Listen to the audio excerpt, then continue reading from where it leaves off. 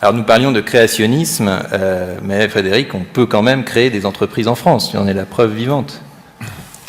Oui, mais je pense qu'effectivement, il n'y a pas de problème pour développer créer des entreprises en France. Le problème des politiques publiques en France, c'est qu'il y a toujours un biais, c'est-à-dire qu'on favorise toujours l'entrée dans le système et on complique toujours la sortie. Donc on n'a pas de problème avec les gens qui créent des entreprises, on a le problème des gens qui réussissent et qui après ont l'idée stupide de vouloir les transmettre ou de les revendre.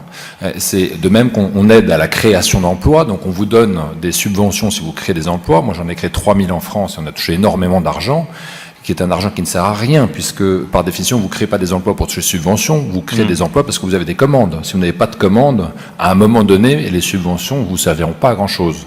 Et en sens inverse, il y a des variations d'activité, il faut pouvoir licencier. Et alors là, c'est évidemment un gros mot, et vous attirez les caméras sur vous. Moi, j'ai une anecdote.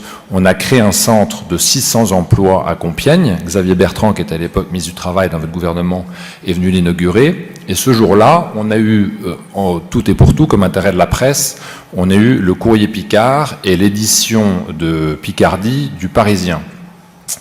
Il se trouve que 6 mois plus tard, on a eu une affaire assez déplorable avec la région Île-de-France, l'affaire du STIF, où on gérait l'appel d'offres, on gérait le service client du STIF qui était piloté par la région Île-de-France, que la région Île-de-France a demandé de fermer pour transférer au Maroc.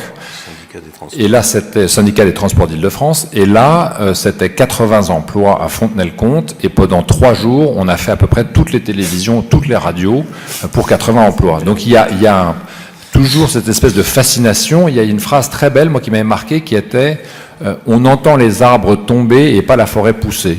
Et je pense que c'est le gros problème de la France, c'est qu'on se concentre sur les arbres qui tombent et on oublie, par exemple, qu'une société comme Facebook, sans que personne le sache et que personne le dise, on estime qu'elle a créé en France près de 25 000 emplois, qui sont des emplois de traffic manager, community manager, des gens qui font des métiers qui sont des métiers tout aussi riches, nobles et intéressants et porteurs d'avenir que les métiers d'industrie. Et ça, c'est aussi quelque chose qui me frappe sur le regard que les politiques portent sur l'emploi en France, c'est que pour eux, un emploi, c'est l'instant nietzschéen où l'homme affronte la coulée en feu.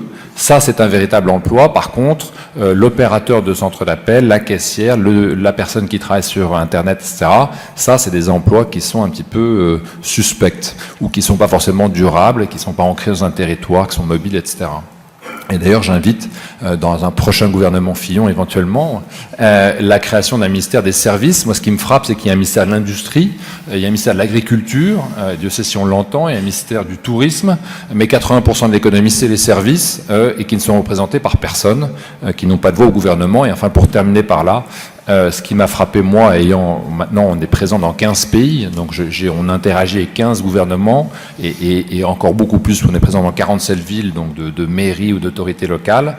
Si vous prenez un pays comme le Maroc, par exemple, à peu près la moitié du gouvernement marocain sont des gens qui viennent du business, qui ont une expérience dans le business et qui éventuellement y retourneront après leur passage au gouvernement. Alors le gouvernement actuel est une espèce de caricature de ça, mais celui avant, je dirais, là aussi il y avait une espèce d'étendue entre le monde des affaires et le monde professionnel, si je peux dire, de la représentation politique.